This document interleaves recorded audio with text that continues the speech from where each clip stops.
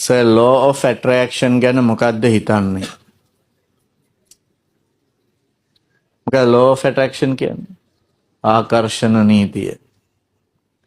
ඇත්තට මේක මනෝවිද්‍යාත්මක සංකල්පයක්ද? මිනිසාගේ මනස ගැන සබාධමයට දැනෙනවද? ඔබේ මනස ගැන සබාධමයට දැනෙනවද? අපි පොසිටිව් විදියට හිතුවම සබාධමත් අපිට හොඳ දේවල් සබාධමෙන් අපිට හොඳ දේවල් ලැබෙනවද? අපි හොඳක් කරොත් ඒ හොඳ ආපහු අපිටම ලැබෙනව නේද? හැම මිනිස්සෙක්ම හොඳ විදියට හිතන්න ගත්තොත් මේ ලෝකෙ ගොඩක් ලස්සන වෙයි නේද සර්? හරි. ඕනෝක තමයි. ඔයගොල්ලෝ මේ මාව කියවලා තියෙනවා. ඒ තමයි මගේ දර්ශනය. පැහැදිලිද? ඒ කියන්නේ එදත් මම ඔයගලන්ට කිව්වා මේ ලෝකෙට ඔබ මොනවද දෙන්නේ? ඔබ කරා ආපසු වෙන්නෙත් ඒකමයි. ඒකට හැබැයි සමහර විට පරක්කු වෙන්න පුළුවන්. පරක්කු වෙනකොට ඔබ හිතනවා වැඩක් නැහැ කියලා. පැහැදිලිද? එනට කියනවා. ඒක පොතක තිබිලා නෙමෙයි මං කියන්නේ. ජීවිතයේ අත්දැකීම් වලින්. පැහැදිලිද ඒක? දැන් මේ බයොලොජි ඉගෙනගෙන විභාග ලියනවා නේද? විභාග පාස් වෙලා ඔක්කොම වෙනවනේ. ඔබ හිතන්නේ මිනිහේ සාර්ථකව ජීවත් වෙනවා කියලා කියන්නේ මේ කළා A level පාස් වෙලා කැම්පස් ගිහිලා උපාධියක් අරන් හොඳ ජොබ් එකක් කරපුවා මිනිහාගේ ජීවිතේ සාර්ථකයි කියලාද? දැන් ડોක්ටර් කෙනෙක් වුණාම ජීවිතේ හරිම සාර්ථකයි එහෙමද? ඔබ දන්න කවුරු හරි ඉන්නවද ડોක්ටර් කෙනෙක් තමන්ගේ තරුණ වයසේදී සියදිවි හානි කරගත්ත? දන්නවද? මම දන්න 5 දෙනෙක් ඉන්නවා. මම ඒ 5 දෙනාවම අධ්‍යයනය කරලා තියෙනවා. ඇයි එහට එහෙම වුනේ කියලා. වෙන්න බෑනේ ඇත්තටම. ඒ 5 දෙනාම සියදිවි හානි කරගලා තියෙන්නේ අවුරුදු 35ට අඩු වයසකදී. දැන් අපි කියවනවා එක්කෙනෙක් හොයාගෙන ඇයි යාට එහෙම වුනේ? මට කියන්න දක්ෂද? ඔව්. දක්ෂයි. සමහර අය ගත්තොත් ශිෂ්‍යත්වයේ ඉහළින්ම පාස්, O level ඉහළින්ම පාස්, A level ඉහළින්ම පාස් නැත්නම් මෙඩිසින් යන්න බෑනේ.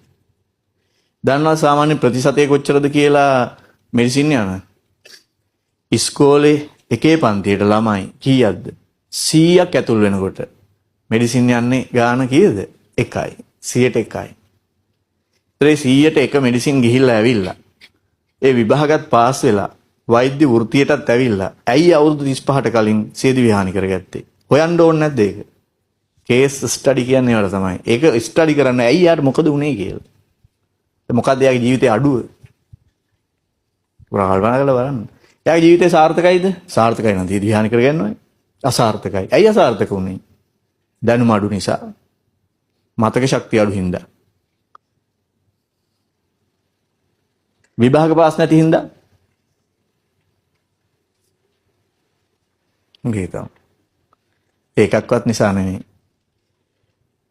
එයා කවුද කියන එකයි ලෝකේ මොකද්ද කියන එකයි මොනව කරන්න බැරි වෙච්ච හින්දාද? අවබෝධ කරගන්න පුළුවන් වෙලා නැහැ එයාට කොච්චර ඉගෙන ගත්තත්. බොහෝ විට ඔය දරුණු ලෙස බහැලා ඉගෙන ගන්න ගියාම මොකක් වෙනවද අපිට? ඒක වෙනවා. ඇයි අපි අනිත් ඔක්කොම මතක කරලා දානවා. ඊට පස්සේ අන්තිමට මොකද වෙන්නේ කියන්නේ? ඔව් මේ දැන් මෙහෙම බලන්න පොඩි උදාහරණයක්. ඔය පාරෙම හැදිලා පාරෙම ඉපදිලා පාරෙම ජීවත් වෙන්න බල්ලෝ ඉන්නව නේද? උන් වාහන වලට යට වෙන්නේ නැහැ. යට වෙන්නේ නැහැ වාහන වලට. ගෙදරක හදන බල්ලෙක් හදිසිය කූඩුවෙන් පැනලා පාරට ආවොත් එහෙට දිව්වා මෙහෙට දිව්වා එහෙට පැනනා මෙහෙට පැනනා චරස් ඉවරයි.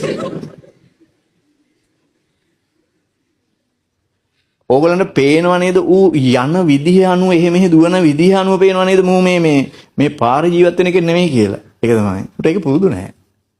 ඌ ටක් ගාලා යට වෙනවා. පැහැදිලිද ඒක?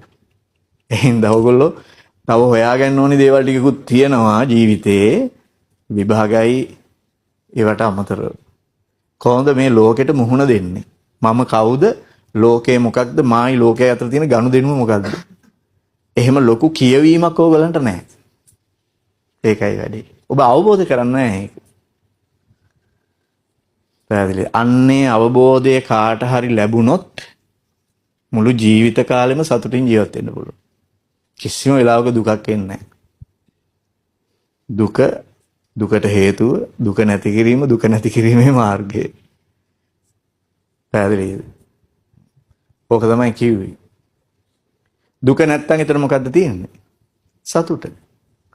ඉතින් ඔබ බලන්න ඇයි දුක ඇති වෙන්නේ කියලා. සියදිවි නසාගන්නේ මොකක් නිසාද? ලොකු මොකක් හරි දුකක් නිසානේ. පැහැදිලිද ඒක? ඒ දුකම පවතින සමහර අය ඉන්නවා. සියදිවි හානි කරගෙන නැහැ. ඇයි ඒ? එයා ඒ දුක අවබෝධ කරගන්නවා. මේක තමයි ස්වභාවය. මේක හැටි. මේක ලෝකේ ස්වභාවය. මට විතරක් බලපාන එකක් නෙමෙයි. ඒක අවබෝධ කරගන්න බැරි වෙච්ච එක්කෙනා මොකද වෙන්නේ? සියදිවි නසා ගන්නවා. පැහැදිලිද? ඒ නිසා මම නම් කියන්නේ මේ තරුණ ළමයින්ට මොකක් කරන්න ඕනේද? සයිකොලොජිකල් ට්‍රේනින් එකක් වෙනම දෙන්න ඕනේ. හරි. වෙනම පාඨමාලාවක් තියෙන්න ඕනේ ඉස්කෝලේ. පැහැදිලිද ඒක? මෙන්න මේ ටික පිළිබඳ දාර්ශනික දේවල් ටික කියලා දෙන්න. එහෙම කියලා දුන්නොත් ළමයි මොකක් වෙනවද කියන්නේ? ඔය ඒ වගේ තත්යකට පස්සේ කාලෙකපත් වෙන්නේ නැහැ. ඒ වගේම අනිත් එක තමයි සතුටින් ජීවත් වෙනවා. පැහැදිලි. සතුටින් ජීවත් වෙනවා කියන්නේ ඉන්ටර්නල් හැපිනස් කියන එක. කියන්නේ අපේ ඇතුලේ තියෙන සතුට. එළියේ තියෙන දේවල් හෝ සිදුවීම් මත නෙමෙයි ඒක රඳාපවතින්නේ. හරි. එනිසා මේ ඉන්ටර්නල් හැපිනස් කියන එක හොයාගන්නේ කොහොමද? සමහර අය හිතනවා අපි ඒකට වනගත වෙන්න ඕනේ කියලා. කොණ්ඩේ බවලා උඩට ගැට ගහන්න ඕනේ කියලා. එහෙම නැත්නම් කොණ්ඩේ තට්ටේ ගන්න ඕනේ කියලා. එහෙම නැත්නම් මේ ඇඳුම් හරියන්නේ නැහැ වෙන જાතියක ඇඳුම් අඳින්න ඕනේ කියලා. පැහැදිලි. ඒ මුකුත් ඕනේ නැහැ. ඒක අවබෝධ කරගන්න. ඒක පාට අවබෝධ කරගන්න බෑ, අත්දැකීනුත් ඕනේ. හැබැයි ඕගලන්ට කවුරු හරි ඒකට චූටි මඟ පෙන්වීමක් කරනවා නම් ඒක ඔස්සේ ඕගලන්ට ගිහිල්ලා සතුටින් ජීවත් වෙන විදිහ හදාගන්න පුළුවන්. පැහැදිලිද? මේකේ ලියලා තියෙන විදිහට අර කතාව නම් හරියටම හරි.